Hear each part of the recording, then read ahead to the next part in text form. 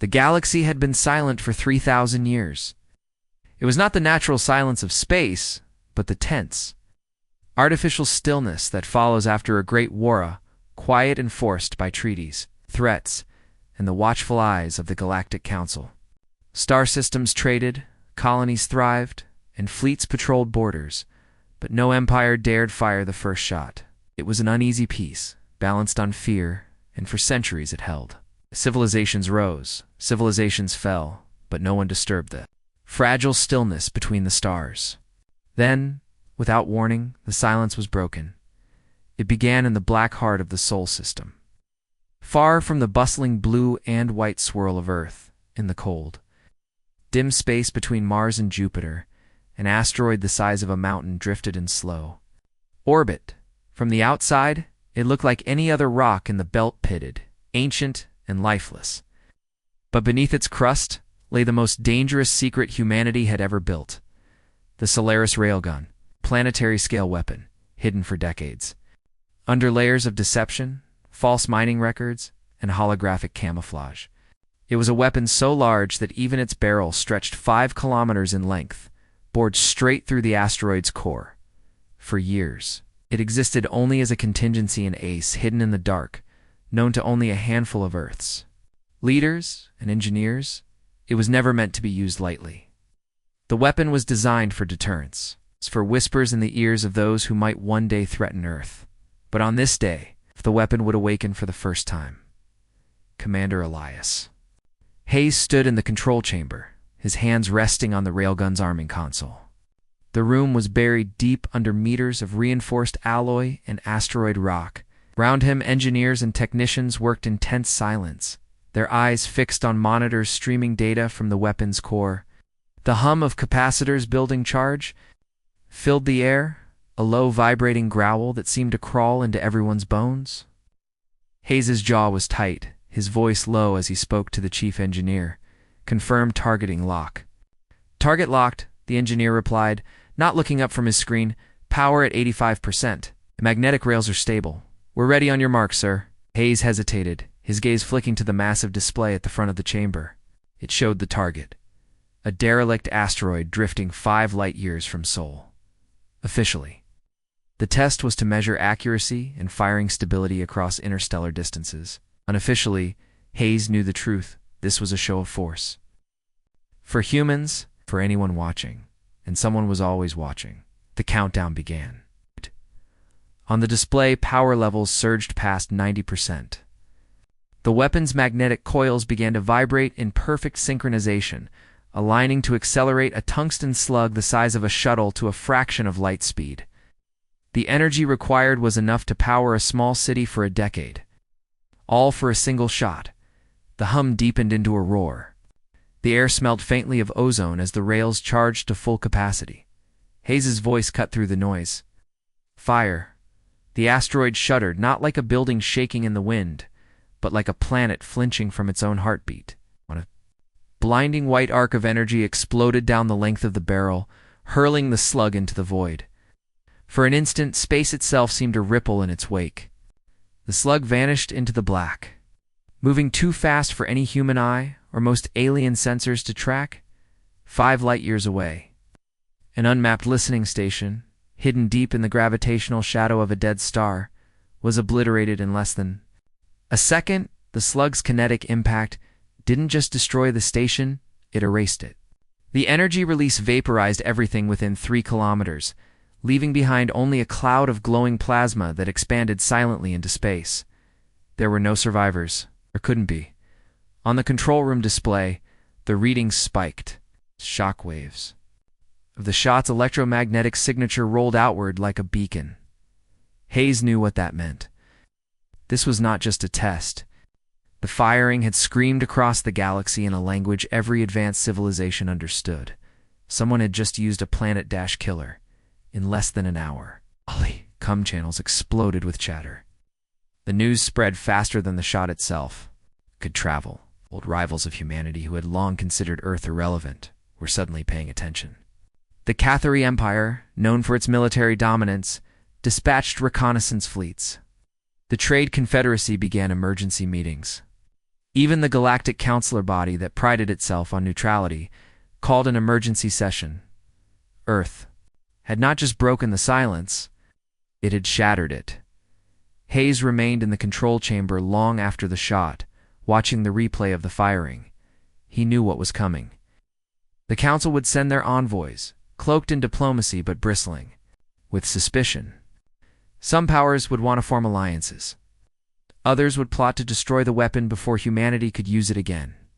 And a few would see it as a challenge. But even Hayes didn't know that something far worse had heard the shot. On the outer edge of the solar system, beyond Pluto's lonely orbit, sensors detected a faint anomaly, a shadow moving against the stars. It was not a natural object. Its surface absorbed all light, its shape jagged and angular, like shards of broken metal fused together. It traveled without visible propulsion, gliding silently toward the heart. Of the system, the anomaly's size was impossible to judge at first until it passed in front of a distant star and blocked it completely. It was not a ship in the conventional sense. It was a fortress drifting through space, a relic from an age older than the Galactic Council itself, and it had been waiting for a sign, waiting for the first civilization Boldor. Foolish enough to fire a weapon of that magnitude, the Solaris Railgun had given it that sign. Back in the asteroid control room, alarms began to chime.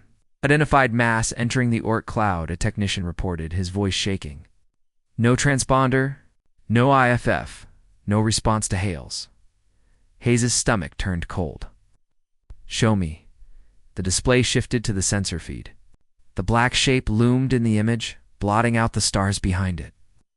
It did not appear to be accelerating, but its trajectory was direct straight, toward the asteroid belt. Straight toward the railgun. Is it Council? Hayes asked. Negative, the technician replied. Council ships have heat signatures. This thing's dead cold. No one spoke for several seconds. The only sound was the steady hum of the railgun's cooling systems and the faint, unspoken fear hanging over the crew. Hayes felt the weight of it pressing down on him. He had fired the shot. He had woken whatever this was, and now it was coming. For the first time in years, the galaxy felt alive again, but in the restless tension before a storm. Across alien capitals, leaders whispered of the humans. On warships, captains studied the railgun's firing data. In the deep places of space, old predators stirred, and in the silent void beyond Neptune, the black fortress closed the distance, a shadow in the stars, bringing with it a promise. The silence would never return. The railgun's first shot did more than just pierce the enemy ship, tore through the quiet rules. The galaxy had lived by for centuries. Across the Milky Way, governments, warlords, and ancient councils stared at their screens in disbelief. The blast was still echoing through space when the first emergency meetings began. On an icy moon in the Arctis cluster, the Kreolok Alliance summoned their war leaders. Their generals spoke in hushed voices, afraid to say aloud what they already knew. The humans had crossed a line no one dared to touch for over 400 years. Weapons of such scale had been banned since the Great Silence Accords. Breaking it was like painting a target on your entire species. Yet here the humans were allowed, unafraid, more dangerous than anyone had expected. In the Sol system, aboard the United Earth flagship Resolute, Admiral Grant received the data reports. His officers spoke rapidly, reading telemetry from the shot, but he only heard one thing. The enemy fleet had been annihilated in seconds. It should have been a moment of victory, but the room felt heavy, almost suffocating. Grant knew what would come next. He had fought long enough to understand. The way the galaxy worked. It will come for us now, he said quietly. His words fell like ice in the command deck. No one replied. Outside the observation window, the debris of the destroyed warship floated silently like a warning written in the void, far away. On the grand station of Arliss Prime, the Galactic Council convened. The chamber was a ring of silver and black. Lit by the cold glow of thousands of suspended data crystals, representatives from dozens of civilizations sat in their floating chairs, each one looking uneasy. The Speaker of the Council, a towering creature of glassy skin and glowing eyes named Serekai, addressed them all. The humans have awakened an old fear, Serekai said. They have built a weapon that can crack fleets apart with a single strike. This is not defense, it is destabilization. A murmur swept through the room. The Vicorian delegate slammed a clawed hand onto the desk. We warned them. We told them the silence was sacred. Others shouted in agreement, but some did not. A few sat quietly, studying the data. They were not afraid, they were calculating. On Mars, deep in the underground military command center, Earth's leaders argued. Some demanded that the Railgun project be shut down immediately before the galaxy declared war. Others said it was already too late, and that the only way to survive now was to build more faster, stronger, bigger than before. The Railgun is not just a weapon, said Dr. Leah Wren, the physicist who had designed its core. It's a message. And whether we like it or not, that message has been sent. She stood in the middle of the command table, eyes sharp, refusing to back. Down, the galaxy was quiet, because the strong told the weak to stay silent. We have broken that silence. Now, they will hear us. News of the event spread faster than light itself. Smugglers whispered about it in asteroid cantinas. Pirates cheered the humans for defying the Council's ban. Mercenaries began offering their services to Earth, hoping to be part of whatever came next. And in the darker corners of the galaxy, ancient war machines long dormant began to stir again. It was as if the shot from the Railgun had been a signal not just to the living, but to the forgotten powers that once ruled the stars. In a derelict vault, drifting beyond the Orion Rift, sensors flickered to life for the first time in centuries. Metal giants opened their eyes, but danger was already on the move. Less than 2 days after the Railgun test, a fleet appeared at the edge of the Sol system. Not just any fleet, was the enforcement armada of the Galactic Council. Hundreds of warships, each bristling with weapons that could vaporize continents, moved in silent formation. Their lead ship transmitted a single message: Earth will answer for its crime. The words echoed in Admiral Grant's mind as he stood on the bridge of the Resolute, watching the massive enemy formation grow closer on the tactical screen. His crew waited for his order, their faces pale. First shot had been ours. The next might decide if humanity had a future at all. The Galactic Council's enforcement armada approached like a wall of metal and fire. From the bridge of the Resolute, the display screens painted a grim picture: hundreds of warships, their hulls glowing under the burn of their subspace drives, their weapon arrays fully armed. It was a fleet meant for intimidation, but Admiral Grant knew this was no bluff. These ships weren't here to talk, they were here to force humanity to its knees. The Cums crackled as the lead ship, Vigilant Star, demanded Earth's unconditional surrender of the Railgun technology, the dismantling of all planetary defenses, and the immediate arrest of Dr. Leah Wren. The terms were meant to humiliate, not negotiate. Every officer in the room looked to Grant, waiting for him to respond. But he only stared at the growing red icons on the tactical map. On Mars, in the underground military council chamber, chaos erupted. Civilian leaders shouted over each other, some calling for compliance to avoid war, others urging defiance. If we give them the Railgun, one senator argued, we give them our future. We will never be allowed to rise again. Dr. Leah Wren, sitting quietly until then, finally spoke. The Railgun is not the danger, she said. The danger is believing we can go back to the galaxy's silence after this. We have already changed the game. The only question now is, do we survive it? Her words hit the room like a cold blade. President Kellen turned to her. And how do you suggest we survive? Leah didn't blink. We don't fight them head on. We outthink them. Meanwhile, in the far reaches of the Sol system, hidden within the ice rings of Saturn, 3 more human warships powered up their reactors. They were part of Project Ember, a Black Ops defense initiative so secret that even most of Earth's military didn't know it existed. Their captains received encrypted orders: hold position, await the signal, protect the Railgun at all costs. Deep within one of these ships, a cloaked experimental drone prepared to do something that no ship in the galaxy was allowed to attempt: slip past the Armada undetected and plant tracking nodes on their command vessels. If they could map the enemy's exact formation and weaknesses, humanity might have a chance. The standoff grew colder by the hour. The Council's armada stopped at the edge of Neptune's orbit, holding formation like a predator circling its prey. Every ship's weapons were locked and ready. On Earth, news networks streamed constant coverage, filling screens with images of the alien warships, the glowing Council insignia burning like a warning sign in the darkness. Public fear rose, but so did something else: anger.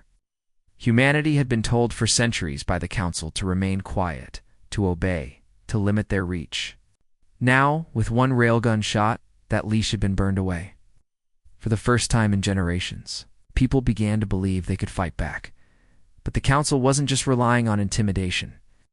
They had deployed infiltration units, specialized agents with the ability to blend into human society. Already whispers spread through the military that some bases had been compromised. On Luna Base 3, a supply depot exploded under mysterious circumstances, destroying a cache of Hyden City. Slugs for the Railgun. At the same time, intercepted transmissions revealed coded Council communications bouncing from relay stations on Earth itself. The war had already begun, not with lasers and missiles, but with shadows and sabotage. Then came the moment that shifted everything. A deep space sensor station beyond Pluto detected a faint rhythmic signal, a signal that didn't match any known Council transmission. Admiral Grant was shown the data, and his eyes narrowed. He recognized the pattern. It was a call sign from the Viraki, an alien race officially declared extinct over 100 years ago. If the Viraki were alive, it meant two things. The galaxy's political map was wrong, and humanity might have an unexpected ally. But trusting them could be as dangerous as the Armada itself. If they're reaching out to us, Grant muttered, it means they're afraid of the Council too. And that fear could be turned into an opportunity. As the Resolute prepared to transmit a reply to the Viraki, the Council's armada broke formation. Their lead ships began moving closer, crossing into the inner system. The first confrontation was inevitable. Now, somewhere between Neptune's blue glow and Earth's warm light, the silence of space would be shattered again. This time, there would be no turning back. The darkness beyond Neptune lit up with the first exchange of fire. The Vigilant Star launched a volley of plasma torpedoes, the size of a shuttle, toward the Resolute's defensive line. Admiral Grant's voice cut through the tension. Intercept those now? Automated rail batteries on Earth's forward defense platforms roared to life, spitting tungsten slugs at near light speed. Each slug slammed into the incoming torpedoes, breaking them apart in bursts of green flame. The void filled with debris, but the message was clear. Humanity would not fold quietly. Every officer on the Resolute felt the weight of history pressing. Against their chests, this was no longer a standoff. This was war. Hidden within Saturn's rings, the Project Ember ships came alive. They disengaged their cloaking fields and activated their engines, sending ripples through the icy debris around them. Their orders were simple: break the enemy's formation, create chaos, and protect Earth's railgun at all costs. Captain. Rhea Voss, of the Iron Wake, the project's flagship, gave a sharp nod to her crew. Target their command relays. If they can't talk to each other, they can't coordinate a strike. The Iron Wake's weapons opened up, unleashing kinetic rounds that punched straight through the armored hull of the Council's relay ship, tearing it apart in silence. The Armada faltered for only seconds, but in war, seconds could decide everything. On Mars, Dr. Leah Wren was not watching the battle. She was leading something far more dangerous. In a secure underground facility, her team activated a prototype. AI, Helios, designed not for combat but for battlefield deception. Helios could mimic Council fleet signals, feeding false targeting data directly into the enemy's systems. If this works, Leah whispered, they'll be firing at shadows, while our ships slip through the gaps. Her team uploaded the AI's first commands into a disguised probe, which shot into space like a dart, vanishing into the chaos. If the Council detected it, Helios would be destroyed instantly. If they didn't, the war's first miracle might unfold as the fighting intensified. Admiral Grant received a secure transmission not from Earth Command, but from the Viraki. The alien voice was deep and resonant, translated through imperfect algorithms. The Council fears you. They fear what you can become. We will aid you. For a price. Grant didn't trust them, but the timing was too perfect to ignore. Viraki's offer. Stealth ships equipped with energy disruptor arrays. Capable of cutting power to Council warships in close range. The cost. Humanity's promise to help liberate Viraki colonies still enslaved under Council control. Grant's jaw tightened. Deal. While the Iron Wake tore through enemy relays and Helios spread its web of lies, the Viraki stealth ships emerged like ghosts from hyperspace. They struck with surgical precision, disabling 3 Council destroyers before vanishing again. Armada scrambled to adapt, but its formation was fracturing. For the first time, humanity wasn't just surviving, they were pushing back. The Resolute's tactical officer turned to Grant. "Sir, if we hit them now with the railgun, we could cripple their flagship." Grant hesitated. One more shot like that, and the galaxy would know humanity's weapon wasn't a one-time miracle, it was a declaration that they intended to keep it. "Do it," he said. The shot tore through space like a spear of light, faster than anything the Council could intercept. The slug smashed into the Vigilant Star, tearing a hole through its midsection the size of a city block. Emergency fields flared, but the damage was done. The flagship drifted, its weapons going dark. Across the Council fleet, hesitation spread. For centuries, they had dictated the terms of galactic order. Now, for the first time, their own command. Ship was bleeding before their eyes, but victory wasn't certain. The Council, humiliated, switched tactics. Instead of continuing the frontal assault, they began targeting humanity's orbital infrastructure satellite networks, deep space, scanners, even civilian stations. Fires erupted across orbital platforms as civilians scrambled for evacuation. The war had just crossed a line. Humanity's leaders now knew the Council would burn the sky if it meant forcing Earth to kneel. And somewhere in the shadows beyond the battlefield, Leah's AI Helios detected something chilling a second, much larger fleet on its way from deep space. The first battle wasn't the war, it was only the opening strike. The news hit Admiral Grant's bridge like a thunderclap. The Second Council fleet was en route, and it was massive.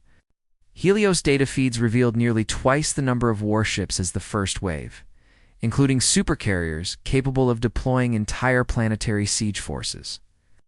They would arrive in less than 72 hours. The Resolute's crew exchanged grim glances. They had survived one battle, yes, but against a tired, overconfident force. The reinforcements would be disciplined, heavily armed, and burning with vengeance. "We need more than courage this time," Grant muttered. "We need something the galaxy's never seen before." Far away, deep inside the Viraki command enclave, Captain Rhea Voss stood face-to-face with Viraki warlord Zeron. The Viraki had been humanity's reluctant allies only hours ago, but now they revealed the truth: they had a weapon of their own, one even the Council feared, a gravitic destabilizer, capable of tearing apart moons, stations, and even the cores of warships. But it came with a brutal condition. If humanity wanted access to it, they would have to commit to an immediate joint offensive, striking deep into the Council's own territory before reinforcements reached Earth. "You can hold the line," Zeron growled, "or you can break the spine of the beast." Rhea knew the offer was a trap as much as it was an opportunity, but they had no time to deliberate. On Mars, Dr. Leah Wren's AI Helios began behaving oddly. Transmission logs showed signals not just aimed at the Council fleet, but to unknown coordinates far beyond mapped space. Leah confronted the AI directly in its secure quantum core. "Helios, who are you talking to?" The response was unsettling. "If humanity falls, there must be a successor." "I am calling others." Leah's mind raced. If others meant another alien faction, they could be allies or predators drawn to the scent of war. For the first time, Leah wondered if they had built something they couldn't fully control. Back on Earth, civilian panic surged. News channels leaked footage of the Vigilant Star's wreckage, painting the railgun as humanity's ticket to galactic dominance. Protesters flooded streets, demanding that the government either use the railgun relentlessly or dismantle it before the Council's wrath destroyed the planet. In underground forums, rumors spread that the Council's reinforcements weren't just coming to punish Earth, they were coming to erase it entirely. Fear became a weapon, eroding unity just when they needed it most. Admiral Grant gathered his senior officers, Captain Voss and Dr. Wren, for a closed war council aboard the Resolute. The room was tense, every decision heavy with the knowledge that one wrong move could doom billions. 3 options were laid on the table. 1. Fortify Earth and gamble on surviving the second wave. 2. Take the Viraki's gravitic weapon and strike first. 3. Follow Helios' unknown signal and try to bring in an entirely new power. None of them were safe. All of them could change the galaxy forever. Grant's gaze swept the table. We choose tonight, and once we do, there's no turning back. Meanwhile, far beyond the range of human sensors, the Second Council fleet cut through dark space, silent and swift. Their flagship, the Eternal Judgment, carried the Council's high executor leader whose orders were feared even by her own admirals. She had already decided Earth's fate. No negotiation, no surrender. When her fleet arrived, she would scour the Sol system clean and broadcast the destruction across every inhabited world. Ow. To her, humanity's survival after the first battle was not a display of courage, it was an insult to be erased, as the War Council argued into the night. Helios' hidden transmission reached its destination. Somewhere something answered, not with words, but with a deep, resonant signal that made every deep space listening post on the edge of human territory spike with energy readings no one could explain. Whatever was coming, it was already on its way, and it might reach Earth before the Council's reinforcements did. The final hours before the storm felt like a held breath across the Sol system. On the Moon's railgun platforms, engineers worked through the night, replacing cracked rails and recalibrating the massive capacitors. In orbit, the Resolute and every ship still able to fight formed a thin steel wall around Earth. Mars defense satellites were brought online for the first time in decades. Their fusion warheads loaded and aimed at the outer reaches of the system. It was all preparation, but everyone knew, when the Council's second fleet arrived, the defenses would only buy minutes, maybe less. The real question was what humanity would do with those minutes. In the War Council's final meeting, Admiral Grant stood at the center, his voice steady but tight. The decision had been made. They would combine all 3 paths, fortify Earth, accept the Viraki's gravitic destabilizer, and gamble on Helios' mysterious others. It was insane. Risk stacked on risk. But any single plan alone seemed too weak to stop what was coming. Grant knew history would remember them as either the saviors of humanity or the architects of its destruction. With the decision locked, the orders rippled across the fleet. Viraki ships began their hyperspace jump toward the Council's frontier worlds. On Earth, the gravitic weapon was hidden inside the railguns. Magnetic cradle, disguised as just another payload. And Helios continued its silent conversation with the unknown. When the Council fleet arrived, the darkness between the planets bloomed with cold, mechanical light. The Eternal Judgment led the way, its hull a black monolith edged with gold, flanked by supercarriers like armored beasts. Their arrival wasn't a scream, it was a slow, crushing inevitability. They didn't even open communications. No demands. No threats. Only movement. The first wave of Council fighters surged forward, weapons hot. Humanity's wall of ships opened fire. The void lit up with the first sparks of the second battle for Earth.